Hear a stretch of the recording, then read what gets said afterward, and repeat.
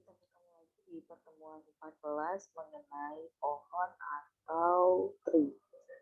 Biasanya sih sering dikenal sama tree gitu ya. Jadi pohon ini merupakan bagian dari graf juga, tapi grafnya adalah graf yang tak berarah, yang terhubung pula dan dia tidak memiliki sirkuit. Dahulu kala, Bernoulli, matematikawan, membuat sebuah pohon keluarganya seperti ini. Jadi dari mulai nenek moyangnya Nicholas dari 1600-an sampai dengan terakhir ada di keturunan Jacob II sama Johann III dulu gitu ya. Jadi namanya itu pakai 1212. Nah, ada teorema di dalam sebuah pohon bahwa graf tak berarah dia akan merupakan pohon jika dan hanya jika terdapat pet sederhana yang tunggal atau unik antara dua verteksnya. Jadi kalau kita punya graf sederhana, terus dia itu punya pet kalau kita punya graf tak berarah, lalu graf tak berarah itu punya pet sederhananya tunggal ya, cuman itu aja, nggak ada lagi pet yang lain atau jar yang lain antara dua verteksnya itu, maka dia dikatakan sebagai pohon. Dan sebaliknya, kalau kita bisa dapat pet sederhana yang tunggal atau unik antara dua verteks, ujung sama ujung gitu ya, maka dia merupakan sebuah pohon.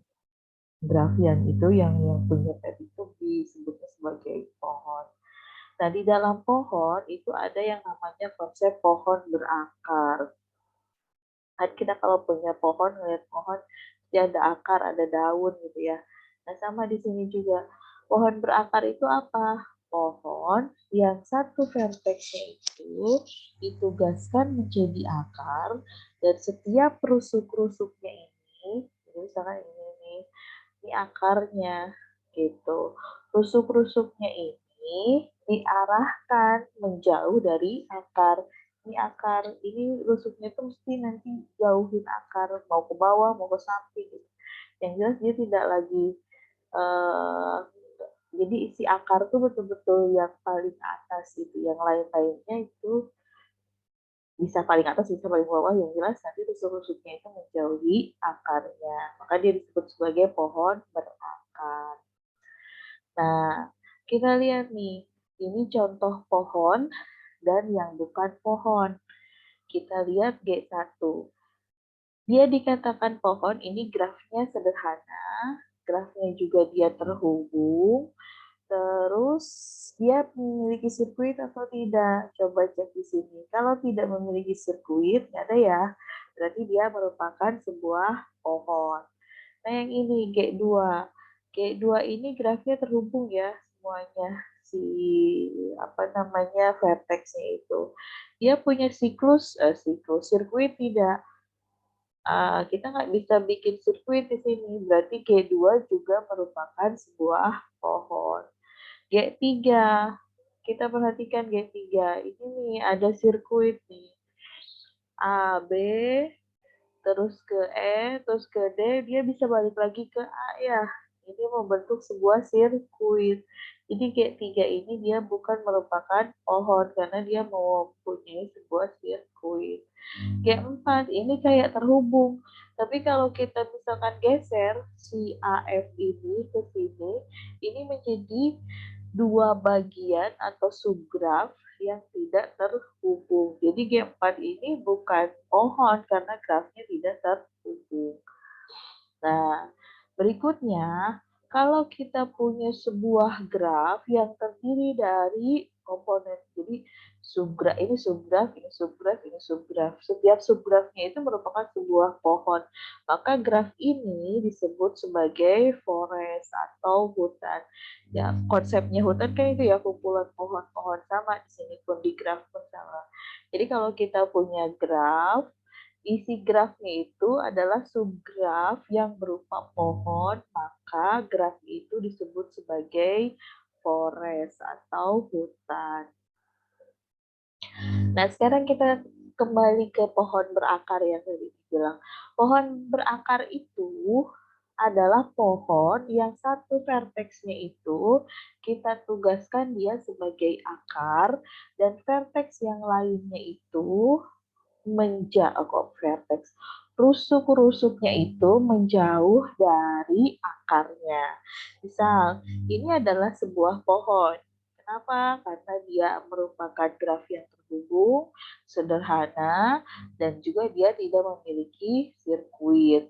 Lalu, apakah dia pohon berakar atau tidak? Coba saja lihat di sini. Kalau kita menugaskan A, verteks A, menjadi akar, maka graf ini bisa kita buat gambarnya isomorfisnya ya, seperti ini.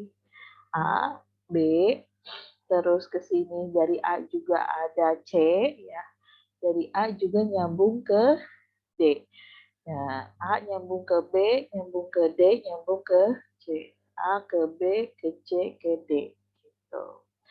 Terus dari B, dia punya F, punya G, nyambungnya ke bawah. Dari C ke E. Jadi ini setiap rusuknya itu menjauhi akarnya. Kalau setiap rusuknya menjauhi akarnya, maka ini adalah pohon berakar. Bisa tidak dalam sebuah pohon, akarnya itu nggak cuma satu, bisa. Misalkan ini tadi kita menugaskan A, sebagai akar. Kita juga bisa mengambil C sebagai akarnya. So, kalau kita ambil C sebagai akar di sini ya, berarti kan bentuk lain dari pohon ini ya kita bisa bentuk seperti ini. Ini sebetulnya grafnya tidak berarah, cuman untuk menyimbolkan saja bahwa si rusuk ini tuh menjauhi akarnya gitu. Graf. Jadi si arah ini sebetulnya bukan arah seperti halnya directed graph, tapi untuk menunjukkan bahwa rusuk-rusuk itu menjauhi akarnya. Gitu. Ini berarti pohon berakar. Nah, demikian juga dengan si C ini. Kalau kita tugaskan C sebagai akar, ini kan si grafnya kita bisa tulis seperti ini. Maka ini juga pohon berakar dengan akarnya adalah C. Ini pohon berakar dengan akarnya adalah A. Pohon aslinya yang mana? Yang ini. Nah, kemudian di dalam pohon berakar, di dalam pohon ya, di dalam pohon itu kita punya istilah-istilah seperti halnya kalau tadi kan di awal kita bilang pohon ini sebetulnya dari pohon keturunan gitu ya, pohon keluarga. Jadi ada istilah orang tua, ada istilah anak, ada istilah sibling. Sibling itu apa? Saudara yang seibu seayah gitu ya. Terus ada nenek moyang, sibling itu kakak adik, kalau kakak ya adik. Terus ada daun gitu tadi. Ada akar, ada pohon, ada daun, ada hutan. Terus di dalam pohon itu juga ada orang tua, ada anak, ada sibling, ada nenek moyang, ada daun, ada leluhur juga gitu. Leluhur itu nenek moyang ya. Ada keturunan-keturunannya sampai bawah gitu dan seterusnya. Nah, kita lihat A ini dia akarnya. B itu adalah orang tuanya dari C. Meskipun ini bukan pohon keluarga, tapi istilah parents, istilah orang tua itu berlaku untuk umum seluruh pohon itu begitu ya. Jadi kalau misalkan si B ini ada rusuk yang tersambung dengan vertex yang lainnya di bawahnya, maka dia disebutnya sebagai B ini adalah orang tuanya dari C. Nah, D, dia mempunyai nenek moyang. Siapa nenek moyangnya? Itu ada C, B, sama A. Gitu. Nah, F, terus yang di sini, yang di bawah, vertex yang di bawah semuanya, mereka kan nggak punya keturunan lagi ke bawah ya. Jadi mereka tidak memiliki anak.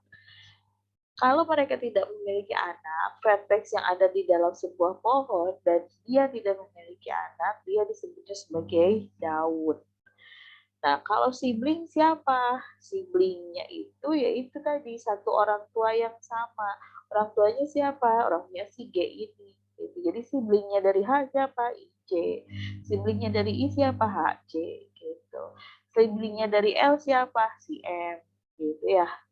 Nah, itu istilah-istilah yang tadi. Terus kalau misal kita buatkan sub atau bagian dari pohon, kalau bagian dari graf kan disebutnya subgraf, kalau bagian dari pohon disebutnya sebagai subtree gitu.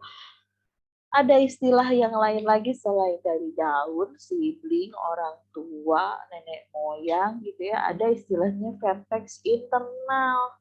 Vertex internal itu siapa? Vertex yang ada di dalam sebuah pohon dan dia memiliki anak gitu. Jadi si orang tua ini itu disebutnya sebagai vertex internal karena orang tua dia punya anak ya.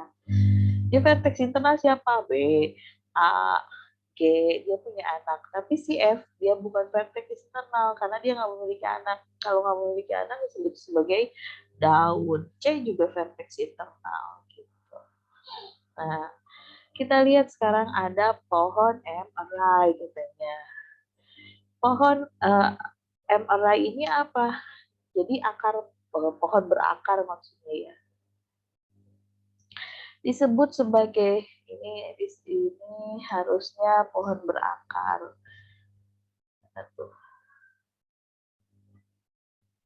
Nah, pohon berakar disebut sebagai pohon MRI jika setiap vertex internalnya itu memiliki tidak lebih dari M anak. Gitu. Jadi setiap vertexnya itu. Jadi pohon MRI itu kalau misal ada vertex yang dia punya anak, vertex internal gitu, vertex internal yang dia anak tuh, terus tidak lebih dari M anak, maka si M-nya ini jadi identitasnya gitu. Nah, ada juga disebut pohon MRI yang penuh. Jadi, kenapa disebut pohon MRI yang penuh? Kalau tadi tidak lebih dari, kalau sekarang tepat memiliki segitu. Jadi semuanya segitu anaknya gitu.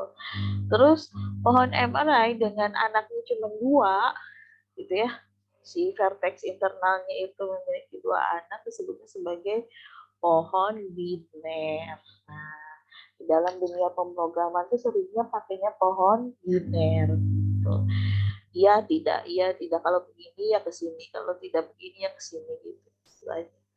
Untuk apa? Pemrograman dan lain sebagainya. Contoh nih, ini pohon biner karena anaknya itu 2 ya. Itu M-nya 2. Terus ini pohonnya 3 arai dan penuh. Kenapa penuh? Semuanya 3 yang punya anak tuh gitu.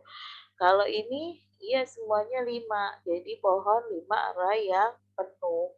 Kalau ini 3 arai, tidak lebih dari 3 gitu. Dia ada yang punya 2 tetapi 3 arainya itu tidak penuh. Kalau yang ini 3 arai juga tapi dia penuh karena semuanya yang punya anak dia anaknya 3. Ini juga semua yang punya anak anaknya 5. Ini dari atas sampai bawah tuh yang punya anak masih anaknya 5 gitu. Biasanya kucing gitu ya kalau dia punya anak keturunan pertama 3, ke bawah 3 lagi kebanyakan. Tapi kadang nambah juga ya. Nah, itu. Terus ada pohon berakar yang terurut. Pohon berakar yang terurut itu yang seperti apa? Pohon berakar di mana anak dari setiap vertex internalnya itu berurutan. Namanya juga terurut ya. Berurutannya bagaimana? Berurutannya itu dari kiri ke kanan. Jadi biasanya urutan pertama itu dari sebelah kiri dulu, baru ke sebelah kanan. Kita kalau nulis kakak adik kan biasanya si kakaknya dulu yang sebelah kiri, baru adiknya ditulis sebelah kanan. Nah, sama pohon berakar terurut pun demikian. Jadi misal D ini anak pertama dari si B, anak keduanya siapa? Si E. L ini anak kedua dari si I. Anak pertamanya siapa? Si K. Nah, yang D disebut juga sebagai anak kiri. Yang I disebutnya sebagai anak kanan. Gitu, pohon terurut. Nah, pohon ini aplikasinya ada di mana saja. Di kimia kita bisa bikin, ini namanya apa ya, senyawa. Senyawa, eh, gambar senyawa itu namanya apa, saya lupa. Ya itulah pokoknya isomer dari butan. Isomer dari butan tuh buten. Itu berarti kan ya pokoknya hidrokarbon yang demikian lah. Jadi di kimia tuh ada. Terus di organisasi juga bisa, dari mulai presiden sampai struktur organisasi paling bawah. Ya, itu bisa kita bentuk sebuah pohonnya. Pohonnya pohon berakar juga ya biasanya. Termasuk di komputer, sistem file gitu. Sistem file pada sebuah komputer kayak misalkan slash kayak begini, terus slashnya ditambahin USR sama bin sama TMP, nanti akan ini lagi apa namanya dipilah lagi file-file ini tuh, yang bagian ini di sini, bagian ini di sini tuh. Nah ini menggunakan konsep pohon juga gitu. Lalu dalam sebuah pohon itu ada sifat-sifatnya. Kalau kita punya pohon, verteksnya ada N, maka rusuknya mesti ada N-1. Lalu, kalau kita punya pohon emerai yang penuh dengan verteks internalnya I, maka nanti si N-nya itu, atau banyaknya verteks itu akan sama dengan M dikali I itu banyaknya vertex internal ya, ditambah dengan 1, itu banyaknya vertex. Kemudian, kalau kita punya pohon emerai yang penuh juga, vertex and vertex memiliki sebanyak I vertex internal. Jadi, vertex internalnya sebanyak apa? N-1 dibagi M. Terus daunnya akan sebanyak apa? Ini M dikurangi 1 dikali N ditambah 1 dibagi M. Nah, lalu vertex internalnya itu akan memuat berapa vertex. Jadi dalam sebuah pohon yang vertex internalnya I memuat sekian, si tree-nya itu atau pohon internalnya itu akan memuat M dikali I ditambah 1 vertex. Dan daunnya itu akan ada sejumlah M dikurangi 1 dikali I ditambah 1 daun. Lalu, kalau kita punya sebuah pohon emerai penuh dengan daun L, maka dia akan memuat vertex sebanyak M dikali L dikurangi 1 dibagi M kurang 1. Dan dia akan memiliki vertex internal sebanyak L kurangi 1 dibagi M kurangi 1. Gitu. Nah, dalam pohon emerai, itu ada emerai yang seimbang. Jadi bikin pohon tuh harus seimbang katanya. Seimbangnya seperti apa sih maksudnya seimbang itu? Jadi yang namanya seimbang itu kalau pohon berakar emerai dengan tinggi H disebut seimbang jika seluruh daunnya berada pada level H atau H-1. Gitu. Jadi kalau tingginya H, seluruh daunnya itu, daun itu berarti yang nggak beranak itu, berada pada level H atau H-1. Nah, kayak ini. Ini level itu apa sih, Bu? Level itu adalah sebuah vertex pada sebuah pohon berakar. Jadi kalau kita punya A di sini, terus dari A ini kita buatkan sebuah pet. Petnya ke akarnya, karena dia A itu akar, berarti ya petnya 0 ya panjangnya. Jadi makanya level dari sebuah akar itu sama dengan 0. Terus misalkan ini J. J itu kita bisa buat pet dari akar ke J. Panjangnya berapa? 1. Berarti level dari J itu 1. gitu. Level dari K berapa? Karena petnya cuma satu, berarti level dari K itu satu rusuk, maksudnya memuat satu rusuk, berarti level dari K itu cuma satu. Terus kalau misalkan A ke N, A ke N itu berarti kan petnya A, K, L, N. Ada berapa rusuk? 3. Berarti sini level N 3. Level M juga 3. Level I berapa? Level I juga 3. 1, 2, 3. Yang paling panjang siapa? Dari A ke H. Lihat ini di sini. A, B, F, G, H. Ada berapa itu? Ada 4. Nah, level yang paling panjang itu disebutnya sebagai tinggi gitu. Tingginya H. Nah, kalau seluruh daun itu berada pada level H atau H-1, maka disebut sebagai pohonnya itu seimbang. Tapi di sini si J-nya ada di 1 levelnya. Ini ada di 2. Jadi nggak seluruh daunnya ada di level H atau H-1, berarti pohon ini nggak seimbang. Jadi kalau seimbang tuh biasanya sejajar semuanya, nggak ada yang jinjet. Jinjet istilahnya apa ya, bahasa Indonesia gitu ya.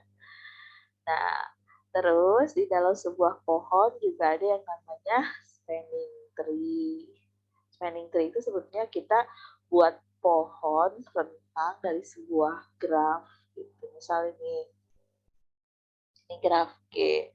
Dia kan masih ada sirkuit di sini ya.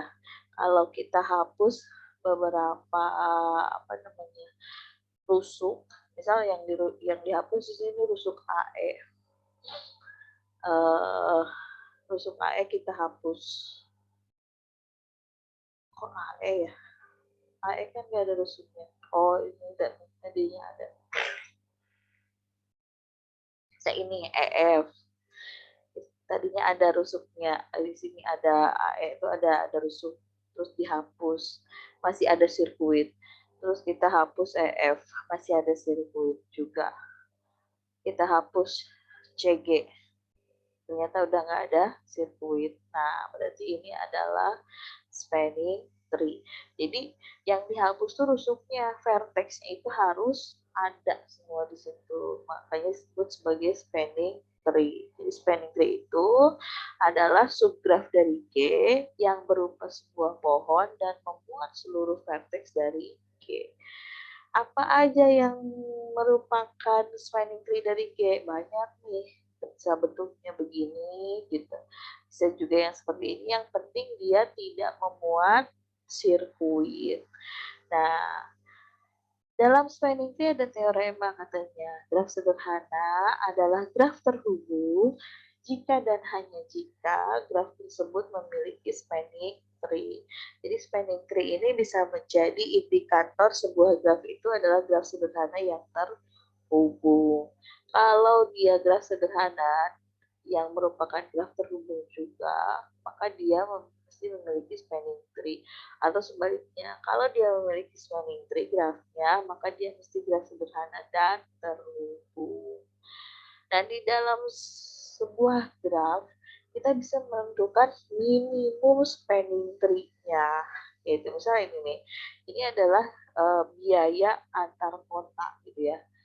Biaya antar kota kita butuh untuk mengelilingi setiap kota yang ada di sini, tapi dengan biaya yang semurah-murahnya. Itu berarti apa namanya permasalahan kita bisa diselesaikan dengan kita mencari minimum spanning tree. Gitu. Apa itu minimum spanning tree?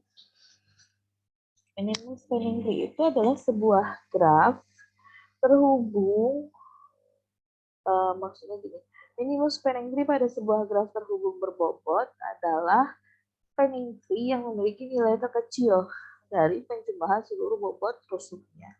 Caranya bagaimana? Ada yang namanya algoritma prim. Kata prim, kalau kita mau mencari minimum spanning tree, cari dulu rusuk yang paling kecil. Apanya itu? Kosnya di sini. Rusuk yang paling kecil kan di 700 ya. Nah, dari 700 kita bisa ke 800 yang kecil lagi di sini. Nah, 800 lantas kemana? Bisa nggak ke 1000? Jangan. Kenapa kalau ke 1000 jangan? Karena nanti dia pasti balik lagi ke Chicago dan membuat sebuah sirkuit. Kita harus menemukan standing tree atau pohon. Berarti ambil alternatif yang lain. Nah, carinya yang bobot terkecilnya itu dari Chicago, jangan dari New York. Kenapa kalau dari New York? Nggak bisa kita ke Chicago karena dia kecil misalkan atau sedikit. Atau kita nggak bisa ke sini 2000 karena ini tuh masih ada yang lebih murah lagi gitu. Jadi sekarang pilihannya dari New York ke San Francisco 2000, dari Chicago ke San Francisco 1200 atau Chicago ke Denver 1300 dan yang paling kecil ke sini kan 1200 gitu. Nah, satu rusuk lagi yang belum siapa di Denver ini. Ya ini yang paling kecil ke Denver dari San Francisco tuh. Yang 900 berarti minimum spending fee-nya itu adalah ini. Yang ditandai biru. Berapa total cost-nya? $3.600 gitu. Itu ya. Jadi pilih yang paling kecil. Terus lihat dari setiap rusuk yang dari rusuk yang kita pilih ini kan ada vertexnya ujung-ujungnya tuh lihat mana yang paling kecil, ini 800, ini ada 1000, ini lebih banyak lagi, ambil lagi yang kecil. Terus dari vertex ini lihat lagi ke sini, nggak bisa, dia nanti membuat sirkuit berarti ke yang lain atau dari yang sebelah sini yang tadi di awal ada vertex juga, pokoknya yang belum terhubung aja gitu. Cari lagi rusuk yang lain. Itu mudah-mudahan paham ya. Kita lanjut. Nah, ternyata lanjutannya adalah latihan. Jadi latihannya di sini, kalian bikin sebuah pohon silsilah keturunan dari kerajaan yang ada di Jawa Barat, bebas kerajaannya, mau kerajaan Jawa Barat ada kerajaan apa aja sambil belajar sejarah lagi. Dari mulai raja mana sampai raja yang mana, ambil cari aja di mesin pencari Google, jadi kita sambil mendalami sejarah Jawa Barat karena kita ada di Jawa Barat juga. Buatkan pohon silsilah keturunannya. Keturunan sampai mana? Sampai yang kita bisa temukan di mesin pencari aja. Syukur-syukur bisa sampai keturunan yang sekarang masih ada, misalkan keturunan Kasepuhan Cirebon katakan. Kalau misalnya memang sekarang masih ada Kasepuhan Cirebon itu dari awal sampai sekarang carilah di situ. Atau kalau misalkan di Banten ada kerajaan Banten apa misalkan, carilah di situ. Lalu nanti lihat vertex yang merupakan akarnya siapa, vertex internalnya mana, daunnya siapa, anaknya dari vertex internal itu apa saja, siapa saja, levelnya berapa, tinggi pohonnya berapa yang bisa kita buatkan di situ. Lalu yang kedua, Kabupaten Subang ini kan ada beberapa kecamatan ya. Nah, ibu kota kecamatannya itu buatkan sebagai apa namanya, vertex titik, lalu jarak antar ibu kota kecamatan itu sebagai bobot ya, maksudnya bobot dari rusuk gitu. Lalu nanti tentukan minimum standing tree-nya. Barangkali nanti ada yang mau keliling dari kecamatan satu ke kecamatan yang lain ke ibu kotanya dengan jarak minimum. Berarti dia harus mulai dari mana dulu misalkan gitu. Oke, itu tugasnya untuk materi pohon. Nanti kita ketemu lagi di materi yang satu lagi, aljabar full. Sekian dulu, terima kasih. Sampai ketemu lagi.